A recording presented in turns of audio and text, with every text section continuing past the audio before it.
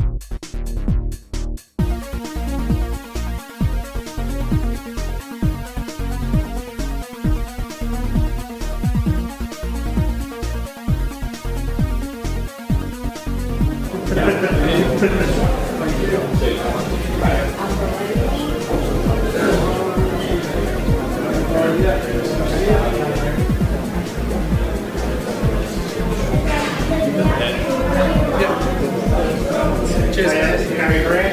Gary Gray. Yeah, there you go. Awesome. Thank you. I'm afraid I haven't got my name down, didn't know. You've not got your name? No. Have you bought a ticket online? No. Didn't know about buying online. Okay, I can charge you for a ticket now. It's £25. Yeah, that's alright, yeah.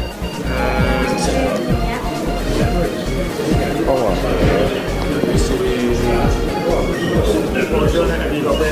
Yeah, it might be a little better actually. Do it a bit cat, can't you? Yeah. That's alright, so I'm looking for water. Yeah. There we go, if you want to tap there, mate. Yeah, nice one. That's Brilliant. Yeah, done. Brilliant, Done. thank you. Thank you very much. Yeah, everyone. Wow.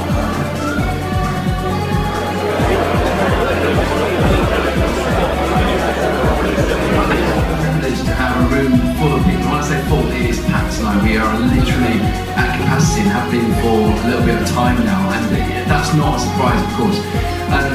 We've got a very special evening lined up for you, not least because our star guest tonight doesn't do a lot of these things because, for one thing, he's very busy. I just want to start tonight by thanking two people who, I'm not sure if they're in the room actually. Ray Jude, Roger Burkle, are you in the room? Don't think you are. Ah, there he is. So today, one of the big parts of this vision, Roger Burkle from Yorkshire Motor Club, along with a whole host of other motor clubs and friends and colleagues, teamed up with Roger Burkle, Ray Jude, today to put on not only a junior navigation session, which even ended up in my 18-year-old and 11-year-old going out on a little navigational test and getting used to navigation, but got a lot of people signed up for RS competition licenses, the free license from Motorsport UK, which then ended up with people experiencing motorsport at a very grassroots level on the course that we put the auto test course at that. For me, there is nothing better that we can do. There's no more important mission if we're in this life, which I am and most of you are, than to get other people, future generations, interested in what we're doing. So can we please put our hands together for Ray Jude and Roger Burkle.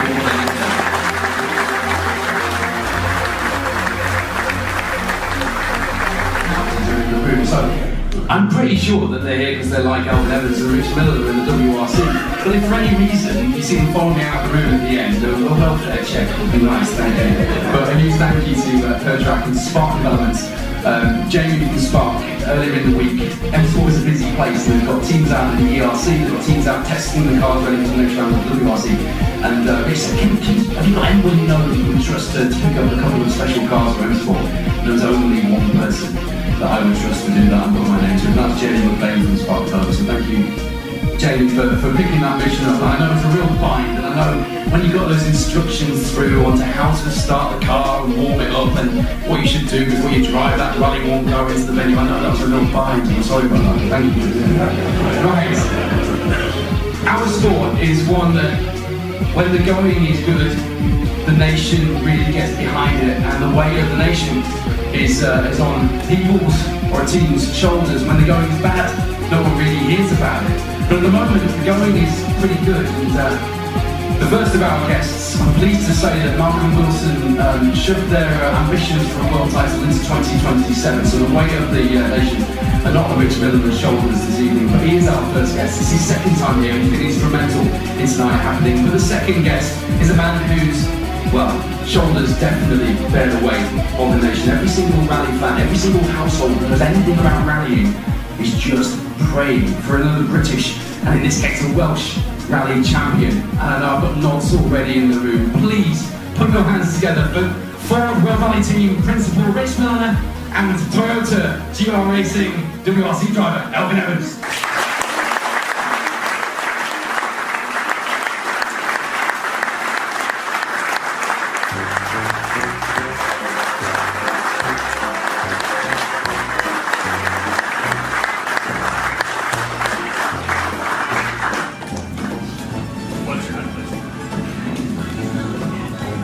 Again, to set the feedback so that if you get too close to each other, it will squeak, so we know at that point things could get emotional. Tonight's going to be like this. The first hour we're going to talk about how we got here, or how this man got here, with a perspective from this man next to him.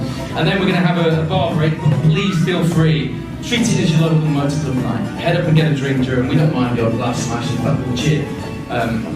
Please, though, if you need to go to the loo, go to the bar, do it. We'll have a bar break in about an hour's time. After that, we'll talk about the big one, the weight of the nation, what's happening right now. And then we'll open up the floor to you guys as well. And we'll leave enough time at the end for a bit of a mingle as well. Elvin, thank you so much for joining us. I know you've come straight from essentially France in the Toyota, and it was not the nicest of shows in this weather. But look at this audience, all these people, and all the people who couldn't get tickets are excited to see you tonight. It's a big year to the Elvin Evans. I don't know. Is it? I'm not sure. It's just another year. Obviously, we keep doing this. Crazy job. I guess I don't know if I'm allowed to call it a job. It's not really a job, is it? But obviously, still trying to do what we can. Trying to have some fun along the way. We'll come to what you're trying to do right now, but I think it's very easy from the outside for people like me who talk about the sport, and for people who are fans, armchair fans at home, to think that it's all rosy. Dad was a British rally champion, he must have a business, must have loads of money rolling in, and you must have not been short of money you got through your career. Every time you want a car, you've got one. I know, because I've spoken to you about this before, that it's actually been a pretty tough road, hasn't it? Well, I don't know about tough, but I was, let's say, expected to work for it, and to show that I definitely wanted to do it. And you know, motorsport's always a game that unfortunately requires some investment, and actually without some kind of family links to either some kind of automotive business, some kind of link, something to help you get started is very difficult, is the reality. And I always, I'm grateful for those opportunities I had in the early years, even if I didn't get everything I wanted on a plate. It's still, I was still in a lucky position. We had a family garage. I had all the facilities, all the lifts, all the tools, everything I needed to sort of, and the guidance of the workers in the dealership to help me sort of put a car together in the early years. So it's very, with motorsport is always difficult. I like to think we've done it in a fairly structured way, but the reality is that there's always some kind of expense attached to motorsport, and it's a very difficult sport to break into. But that first family link for you wasn't that structured at all, was it? Because didn't Grandad send you into the lake on a three-wheeled trike? As your first ever motorsport experience, you went straight in. Yeah, I got some instructions to go around the lake, and I ended up in the middle of it. So, yeah. How old were you? 3, I think. Yeah, nobody would have had you down for a title charge in 2025 at that point. That was not on the movement. From there, then, you did live in a world of rallying. You went to see Dad, obviously one of all of our heroes, yes, with Dad. Alan Stages, locally rallying without that word to say about him, except those that beat on a regular basis. I'm sure even those quite liked him. What world to grow up in? Yeah, I obviously wouldn't know anything different, if that makes sense. I followed him, of course, a bit when he was driving mostly the Formula 2 kit cars, and of course I've got a huge soft spot for those still now, but yeah, obviously followed him. But I didn't drive so much myself as a youngster. I obviously learned to drive at quite a young age. My uncle at the farm, my grandfather that I did a lot with at the time, he was the one that taught me to drive. You know, at the farm I drove tractors and all these type of things, but no karting, no racing really, until I was about 12 or 13. There was a local band of racing, I don't know what you call them these days, but yeah, you put a 3-point harness and somewhat of a roll cage hoop in the back and move the radiator to the back, and yeah, I did a bit of that at 12, 13 for a year or so, and then I didn't really do any kind of competitive driving until I was 17 basically. Jim, I told you we'd done some circuit racing. So, I remember the story you told me about when you did build the first car, which was an Nissan Micro car. Many of us started, and you described that to me at the time. It's not a very exciting car to drive. It must have been pretty exciting to be building your first rally car. Yeah, it took a lot of persuading actually on that to even let me enter the rallying world as such. He wasn't so keen, probably because he knew it was going to cost him a lot of money. But yeah, I mean, it was I remember buying the car, £250. It had some weird axe gouges across the roof, so I had to put a roof skin on it before I could do anything else. But yeah, obviously at the time, you know, you're 16, turning 17 at the time, trying to build your first rally car, of course, it's exciting.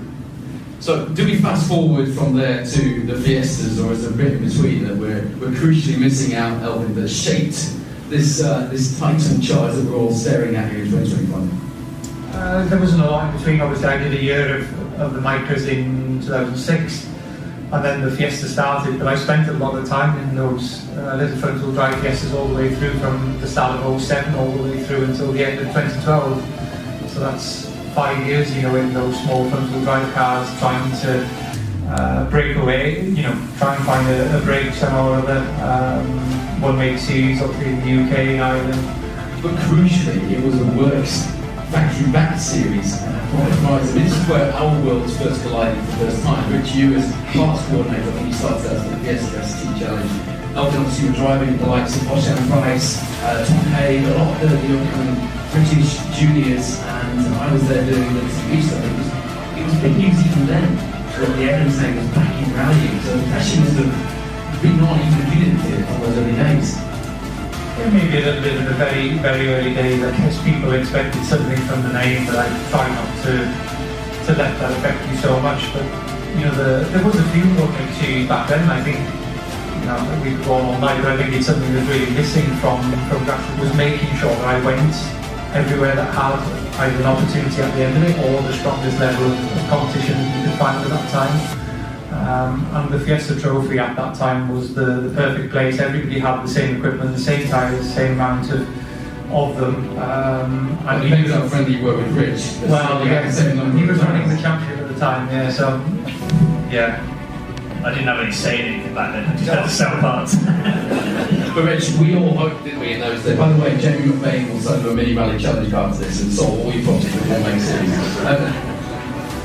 We all hoped that the next British, Welsh world champion would come out of that series. It took us a long time for the Fiesta ST Challenge to kind of flourish and give us those names. But if you look at the top names in British rallying, before we get to world rallying actually, they've all had some connection at the moment. The top drivers we've got of that generation all came from that field. Yeah, I think for anyone that was here last year when I was here, you know, Malcolm had been very involved in ensuring that there was always a ladder of opportunity, you called it, to start from the very bottom right the way to the top.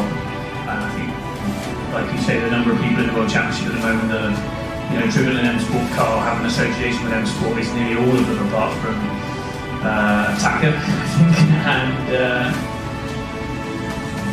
everybody else has at the moment. Yeah, so No, Calais drove the Rally 2 Fiesta with us for 2 rallies. Yeah, so I think nearly everybody, which goes to show the strength of that. And I think, as Elvin said, that junior entry level idea is key. And to be fair to the FIA, they just brought it back in with their rally style program, which has resulted in finding Ron Jorgensen, who came from qualifying for this local, the small challenge in each country that the FIA were running in. The talent picked, and Malcolm picked out Romet when he was on one of those days. And then Romet went on to win the junior championship, and then today won a stage in Croatia in the ERC. So they found some talent there, and that's how important it is to find this talent pool that doesn't necessarily have the funding or the ability to get into it. Because as Elvin touched on, motorsport is sadly expensive. I mean, it's very difficult to find a way in. So that Fiesta series was so important to finding people like Elvin and others that have been through that series as well. That furious scribbling sat in the back of the room was Jim Levy writing down the Calais Rally 2 car, 2 rallies for the next quiz. At the very beginning, if you're going to go rallying, don't think that, Dad always said, I've been very lucky, I've had opportunities, but don't think any of this is coming your way. You can go, but remember to enjoy yourself. It's just a hobby. You have to work for your living. We all now say to our kids, you're not going to be the next Elvin Evans, And it was like that, drummed in very early that, just enjoy it. We tried to do that, but obviously, you're young, you're probably quite ambitious. You can't help but not think about it, but, I think you have to stay realistic about your chances, which I think I was reasonably realistic about it back then. No, I think you have actually been very understated throughout your career. Actually, every time I've spoken to you, that's come across. At times, probably that's not against you, because you've got other people who will give you the big one and will be out there shouting about what they're doing, where you just quietly got your head down and get on with it. But there's been a lot of hard work behind the scenes. How important were prizes in rallying for you in your early career? Because I know that was a big thing. You won the series back then, you actually won something at the Ascot Championship this year. M-Sport giving Sam Zuzel the chance to drive a Rally 1 Puma, a chance that no other championship there was won. But even that's not quite as tangible as prizes that were on offer when you first started. Yeah, they were really quite crucial. In 2008 I won a couple of championships and had an unforeseen year off in 2009, which we won't get into. But I won 2 road cars at the end of that. I managed to sell those, and that actually refunded most of the running costs I had for the car then. What road cars did you win? 2 Fiesta STs. Yeah. So they. Why did they give you 2? Why not both? I had 2 championships, so one for each. And that funded me to go back rallying in 2010, and then from the back of that I won Pirelli Star Driver. So, excuse me. Without those chances, I don't think it would have really happened. In the era that you were doing this, we're talking about the late 2000s. There wasn't the pressure to get into a 4-wheel drive car so quickly because there were so many good 2-wheel drive routes. A bit like when your dad was going through the ranks and starting in rear-wheel drive, and 4-wheel drive took a long time to become the big thing you had to aim for. And I think you're the last generation where people are not being rushed into a 4-wheel drive car. So when that Subaru came, the Pirelli Star Driver and Adam Gold and a few other Star drivers at the time had come along, and they come along just before you, or were you just before Adam? Were you the first one? No, Adam was before me, I think. Yeah, before. So there wasn't that pressure, was there, to get into a 4-wheel drive car? There were still routes up the ladder before getting into one. Well, there was obviously the junior championship back then. It just started, kicked off as the academy. It was known then, and secretly, so we knew that was the path to go because of the huge prize that came with WRC2 on the back of that. But of course, the Pirelli Star Driver at that time was also a huge prize in the British Championship. To have a Group N drive at the highest level in the UK was a big deal. And obviously that provided me the first taste of the 4-wheel drive machinery that probably otherwise would have been quite difficult to reach. Do you have Jamie Edwards in with you in the Pirelli car? Is it Jamie Edwards? No, Andrew Edwards. Andrew Edwards. That was a big year for you, wasn't it? Because it was quite a high-profile car, quite a high-profile competition. Pirelli were really stamping their mark on the BRC and on British rallying. You went to the fan parks and there were Pirelli simulators and there were Pirelli girls. You can't mention that anymore, can you? Lots of Pirelli hands. Let's go straight on from that. You enjoyed the Pirelli hands, I think. Yeah, no, it was It was a big show, wasn't it? it was a big show. Obviously, maybe the championship wasn't at its strongest moment there actually in the Group N era, but like you say, it was the seat time of having that first taste of four-wheel drive. That was pretty important back then. Rich, by this point, Fiesta Trophy, Challenge Trophy is pretty much done. You're moving on to other projects in certainly actually we were talking to the Contemporary guys, right? Because you were working with a man who's really done quite big things in the Contemporary scene as improvement for some of your development. The first time we met was around then when the S2000 was getting developed. That was an exciting time for the sport, wasn't it? Everyone was sort of promised this new series, this new category coming along, young drivers like Elvin getting a shot at the Pirelli Star Drive. It must have been quite an exciting time to be involved behind the scenes at work scene. Yeah, I mean, for me to be in any kind of situation at that point was kind of a dream. Like was discussed earlier, you know, I applied for that job at M Sport just on the hope that I maybe got an opportunity.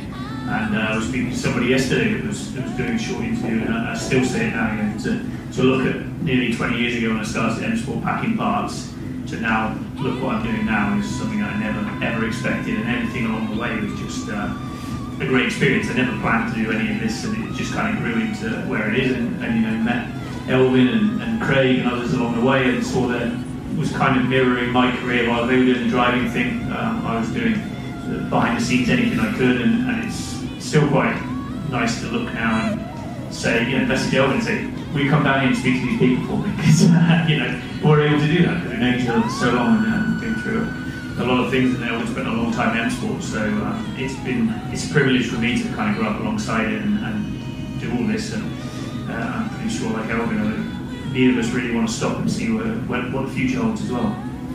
No, absolutely. I think the future is bright, but it's going to take a lot of work to keep it that way in the current climate with things changing as much as they are. But you're heading to a point in your career, Elvin, where you've got to make a decision, right? You stay doing it at home, you stay working in a family dealership, doing rallying as a hobby that might lead to something, or you do something that really raises a few eyebrows, particularly those in the corridors of power at M Sport, and you just up sticks and chuck yourself out of your comfort zone and move up to Cumbria to be nearer the base of the World Rally Team, and that's the route you picked, right? Yeah, that's right. So 2012, I got the chance, and it was a one shot only chance. It was made quite clear by Dad because it was quite a big undertaking, you know, to go and do the Junior World Championship. But of course, the prize on the back of that was 5 or 6 rallies in a WRC2 car with M Sport the year after. So we knew basically that we'd reached our limit as a family dealership or family business to fund rallying at that level. You know, it was quite a big undertaking to invest in that, and Richard Parry Jones at the time came on board as my manager, who sort of went half in with Dad to fund it, and they said, right, one shot at this, and obviously I went, and the first round went very badly. I'd done some pretty okay things in the UK, but didn't manage to translate that into the world stage, and had a bit of a wake-up call. The guys had a lot more experience around you, didn't they, on the stages? They did. They'd done, a lot of them had done the academy the year before, and it was a bit of a wake-up call to realise, right, we've arrived at the World Championship now, and it's not quite the same as being at home. The nature of the roads are different. My pace notes weren't good enough, and to work pretty hard, you know, to try and turn it around. But thankfully, I managed to change some things and managed to make the speed that I had at home translate into the World Championship at that point. But like you mentioned, then at the end of 2012, that was when the decision came, because I was still working full time at the family dealership all the way through 2012. And much against Dad's approval, I had the chance to sort of move up to Cumbria and to M Sport, and actually took that decision to do that, to make full benefit of the prize I'd had. And yeah, so I moved away from home. I lived on site at M Sport then for a number of years actually. It turned out to be, but at the time obviously we didn't know how it would all work out, but I think it was probably the right decision in the end. So while other drivers were working on their social media and you know, putting out profiles of, you basically made an absolute nuisance of yourself in the workshop. You were involved as as much as you could be during that period, and that came to the attention. Being on site there is a huge start. Obviously training with the Everton trainer Harry Johnson, Barry at the time. A lot of early morning sessions, but how you conduct yourself in all those situations ultimately always comes back to Malcolm. Whether it's something you're doing in the workshop, whether it's something you're doing while you're shaking down a car, Malcolm finds out, I would say, everything that goes on at M Sport. And I think when you find yourself in that position, you have an opportunity, and it's kind of up to you what you make of it at that point, I would say. You got any calls from Gwynedd at the time? What are you doing in your room? Get yourself down the workshop, boy. Not so much. I think I had enough of them phone calls when I was at home. And there's no signal at sport. That's a bonus. No, probably a few phone calls. How do you work this computer? After I left home, maybe. But not so many to that effect. Do you look back on that period of time in your life when you were just completely immersed? I know now you've got a very busy family life, and a lot of your life is travelling. Of course, do you look back on that period of time, and especially what's been since, sort of missing it? Yeah, of course. I miss the team a little bit. Sometimes I'm still in touch with a lot of the guys. Obviously, see them on events and what have you. But it's funny, like you're in a team like Toyota. It's so big. There's a huge amount of people there, and it's impossible almost to know people on first name basis. Well, there's so many faces, so many different. They come from all over the world. It's hard to keep up with everybody. But when I was in the office at M Sport, I was there every day. I knew everybody by first name. So it was a slightly different atmosphere, more family based. I would say at M Sport, and of course that's still something I was very happy to be a part of. This. That's the most romantic answer I've ever had. So you won the academy as it was at the time. You still got that car, I believe. Yeah, I had my own R2 at the time. I was doing the British Championship alongside that year. Actually managed to sell it just as I come to the end. Obviously I was moving to M Sport, so I managed to put the funds from the one I just sold to buy the one I just won the championship with. I think that's the last rally car I bought until I bought that Mark II. So yeah. He did look after it, right? No, he doesn't. No. Rolled into a ball, just after that brand new beautiful car. So you won that title, and a lot of pressure on, because you put pressure on yourself. It was everything on red. You've got to do it this year. You managed to do that. From there, it looks from the outside like the path very rosy. You've got Rich moving up the ranks. Clearly, you guys knew each other quite well by that point, and it must have looked also from the inside like Elvin sort of had a path paved gold ahead of him, unless you knew Malcolm as well as you obviously do. It wasn't quite as rosy as it sounded, was it? Malcolm's the ultimate difficult one to work for, because it's the case of be the fastest and don't damage it, and that's easier said than done. But that's easy for Malcolm to say, because it's his business and he's in charge of what's going on. But he goes with that legendary kind of presence, doesn't he? Because he is Malcolm Wilson. Not anymore, I can tell him now. Tell him what I think of it. I told him the other day he passed it and he just started laughing. So. Is a legendary presence yours now? No, I wouldn't go that far. I'd never get too big for yourself, But I think it was, Malcolm always wanted to see someone from the home country doing well, and Elvin was obviously making good footsteps in all the championships that we were doing, and no denying there were some tough points along the way. The more you have to push, the more risk you're taking, and the more lessons you're learning as you go. And I think actually the time spent by Elvin in the workshop and there, and he's a very good mechanic, probably one of the best we've had. I think we discussed that last year as well. And all the stuff he was doing in the background, the training, everything, he was putting 110% into it from what we could all see, and I think Malcolm sees that as well. But he's also putting pressure in the way that he knows how to on drivers to make them learn as well. And I think probably he would always say that he learned a lot of good lessons at M Sport, and there was a lot of opportunity there, and that came from not only the one stuff, but also through Gwynedd and through Malcolm together, giving these opportunities and knowing it takes such a long period of time to get a driver from a good national driver up to a good World Championship driver. But it's good to see that we had the ability to help Elvin on his journey there, and it was something that we're still doing today. But not everyone can make it either. all your chips in and hope for someone to make it, and it looks all good and everything looks great, and then the final last bit they can't get to. So it's All that goes on here though. yeah, and then they can't get the last bit because yeah, you know, I think we're always in a position at the moment in sport where we know that there's a point where people are going to look to move on because you know, we're very good at a lot of things, but the budgets to compete against people in Toyota Tyres at the moment is very difficult for us. But I would think, you know, I would also agree that there were a lot of things that you needed to learn somewhere else as well. You know, just staying in one team all the time is great in some ways, but as he was saying, you know, we're a small team, but you know everyone first name, and you see what Toyota now in the extent that they're going to win the World Championship, you have to experience both sides of it, and we've seen that with Seb. OGA, we've seen it's possible both ways. You don't have to have the biggest team, but it's always good to go and experience another team. I think Adrian's having a very realistic lesson this year of the differences between us and Hyundai as well. There's huge resource there. There's a very different atmosphere to where we are, where he was last year. But that will build the driver into a strong character as well and understand all the different elements. It's very easy when you're in one team to look out and look at another and think everything's great over there, when in some ways everyone has their own struggles, just in different ways. What are your toughest periods? Probably your first toughest challenge in yourself came about 10 years ago when you got into a world car. Some would say perhaps a little bit too soon in a very competitive era when the pressure was on, the car wasn't quite there, and you weren't quite experienced enough, but all of a sudden you're faced with having got to that level.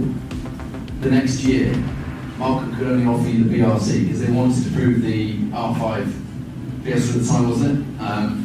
And he might give you a shot on odd rallies in a world car. To you, that's a massive backward step. It sounds wonderful, doesn't it, driving an R5 car for a fully funded season motorsport in the BRC, but did it feel like it had gone and it was downhill from there in that moment? I know you came up the other side, but at that point, that moment when you sat in that meeting with Malcolm and said, look, that's all we can offer you. Yeah, it was very tough, obviously. I think my first year in the championship went reasonable. 2014, I was teammates with Nico, and by mid-year there was some battles with Nico. Obviously, to battle with someone with a CV like Nico Evan was pretty okay. But then we had the development of a fresh car, or some evolution of the car for 2015. A fair bit of investment, I think, from Malcolm, but it didn't really go quite so well. Two relatively inexperienced drivers in, myself and Oit at the time. Oit proved to be quite fast in it, but sometimes a little bit inconsistent, and I failed to deliver the speed. For the most part, there was a couple of good results in Corsica, for example, but I think Malcolm got to the end and he was just pretty downbeat and wanted a change of direction. And obviously being in that office with him at that moment was pretty tough, you know, to get told that you were going from you know, full WRC drive in the World Championship and being told, okay, I wasn't on big money or anything then anyway, but at least I was earning my way. You know, and to be told there's going to be no salary, I'm not going to be paying a co-driver, but I have engine development coming for the R5 and I want to prove that I want to sell it, so I can give you Monty in Sweden, and then we'll see how it goes. And maybe there's a DMAP car in the British Championship if you want that, but it's up to you. And I had to have a chat with Dad basically and see, well, I've got nothing basically, I've got a little bit of money saved up from the last 2 years, so we can use my first rally in a proper four drive car, let's say in the R5 car. Did pretty okay, but 6 months later in January I was lining up in a World Rally car in Monte Carlo doing a full season. So I'd gone from an R2 to a World Rally car in the space of 12 months, almost like 13 months. And maybe I came in with too much of the attitude that I was going to learn and find my feet and build and build. And I got so far, but I think I lost the realistic expectation to fight for a win. Because when I was in the junior categories, all I ever thought about was winning. But I'd fallen almost into the trap of it not being realistic to win anymore. And actually dropping down the category, winning again was the only option. And I think that's what Malcolm sort of knew in a way. He said, you need to learn to win again. And that, ultimately did do a lot of good, because I went to Monty and I won, I went to Sweden and I won in the WRC2 category, and it sort of brings you back to winning ways, let's say. That BRC year, albeit a step down from where you had been previously, was headline news. It was a time when the BRC was getting its feet again, it was getting its profile. You coming in helped that massively, and I think there was certainly a sense from those who knew that, well, it was yours to lose. That was the thing. In an M-Sport car with your experience, and so it proved. Your speed, and it was like a map. Went back and did BRC, so it was far too fast for BRC, but couldn't quite fit in at WRC level, and that's where you were at that point. And at that point, I think people really felt it with you, and I think your popularity grew in that year because people suddenly got access to you. We've not seen much of you. You've done the Fiesta, you've done the R5, you've gone to the WRC. At that point, we've lost you. The fans in this country you see very rarely. So you Rally GP, and that was it. A couple of seasons, but suddenly you were back. And to see the fan reaction and to see the excitement around you being back, I know it probably didn't feel that exciting to you because you just wanted to drive the car and do your job and get through that year, but that actually must have been quite a pivotal moment in your career. Yeah, I think it was in a way, because obviously it was an opportunity with DMAC, who at the time were running white in the WRC, and actually working with DMAC, working with them a bit on development stuff. Obviously, White then moved on to the World Rally team again in 2017 alongside Seb in the main seat. But DMAC also wanted to run a car, and of course the work we've done together, as well as Malcolm seeing a change in me, let's say, were all factors to getting back into a top rank car.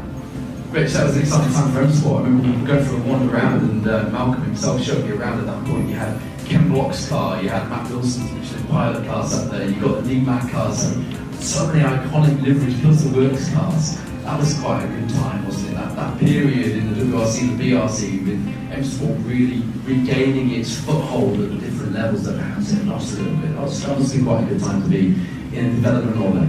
Yeah, that was the first main big project I took on, was the Rally 2 or R5, as it was called then, sales and all of the involvement with all the customer teams and things like that. We were the first to market with those new regulations, and it did us a world of good. It's what helped boost M-Sport into where it got to in these days, and we sold nearly, we just calculated, we sold around 350 to 400 of those Rally 2s now up until this point.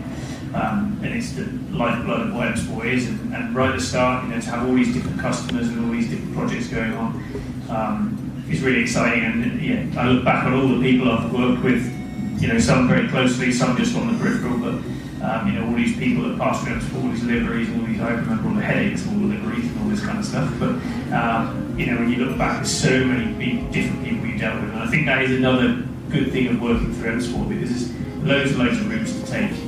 You look at the OEM side now, the Toyota side, there's only one team you're driving for, and that's Toyota, and then you have the junior teams and everything, but there's no real ability to go a slight different direction to come back again. And what you said about Malcolm putting Elvin back down again is what we did with Adrian as well, and he had a good year learning and winning again, and you get that confidence back in yourself, because it can easily be knocked out of you. I think Elvin had the most difficult task, because you tend to listen to the critics of the sport of the country you live in, and Elvin's got all of his friends, all of Malcolm's friends and peers and within the sport saying their view on how Elvin was getting on to him, and that's who he's listening to and hearing to all of the time. And I think 50% of Malcolm's mind is thinking, well, they're all telling me, Elvin, we need to move on, forget it. And I think 50% of Malcolm's going, no, there's definitely something in here, because he keeps doing well, and really wants to push home talent as well. So I think there was a crunch point for sure, and going back and then putting Elvin under pressure to perform and then doing it really cemented in Malcolm's mind that okay, Malcolm was right all along. And I still to this day have to spend many days telling Malcolm that some of his friends I work with are talking about, which is Malcolm, and Elvin knows what I'm talking about probably as well. obviously. He did get back in favour. There was a lovely moment with your partner Anna, actually, when she was Richard's partner. Anna was the PR manager for M-Sport at the time, and she's walking through with Malcolm and me, and there's all these liveries. And I was like, just before we do this bit, Malcolm, I just want a picture with Ken's car. And by the end, Anna was like, phone. Before we did the interview, she's like, I'll take a picture first. Yeah, we're very lucky to have so many people come through, and like I say, I think that's one of the biggest assets we have. And although we have, we have this strong link with Ford, we have a lot of freedom as M-Sport as well. It's allowed us to do a lot of different things and have that flexibility to try different ways of doing things. And the majority of the time it works, some don't, but you just have to move on and learn from that and go forward. And Elton was in the right place at the right time in some respects for some elements, but ultimately, unless you could drive fast, you're never going to make it. So the talent was always there. It was just, it's a hard route to find your way to the top because you're trying to fight against there's 10 seats in the World Championship, really, and you're trying to find your way into there, and it's really not very easy. And staying there is even harder, as history shows. So you've done it. You've nailed the brief. Your dad must have been pretty chuffed. Did he stay quite close to you during that and give you pointers? Did he try and keep his distance a little bit, or was his guidance always there during that season? Mostly there. He's always been there throughout my career, whether that be as gravel crew he's done for a number of years for me, but always there in the background. But funnily enough, never really done so much on the driving side. Of course, he's quite happy to study and tell me where he thinks I'm going wrong. Still tries to this day, and then he came in the car yesterday. Actually, he was out with me there, and Scott was pushing him and said, "Go on, you should go in the car because it's important for you to understand with the tyre and what have you." And I got to the end of the bush. I don't want to go again. I don't want to take me back to service. It's very easy to comment from the outside. I told him. You said that, we had. No, he said he doesn't want to. You've done enough of it by then. He didn't fancy coming again. Please tell me there was a GoPro in the car. No, I don't think there was. Dirtfish would have paid a lot of money for that. So you've done it. You've done the BRC. You kind of knew you would. I mean, I remember speaking to you about halfway through, and you were very modest at the time when everyone else was still in the stage, and you'd already had your last time. You were on the way home. It was quite obvious you were going to do it, but it was an important step on your career. You're back in favour. Malcolm was pleased with you, and most importantly, you made some important inroads at DMAC. That was quite crucial, wasn't it, for the next season? Yeah, obviously Malcolm was the key player to put all that together, and obviously exciting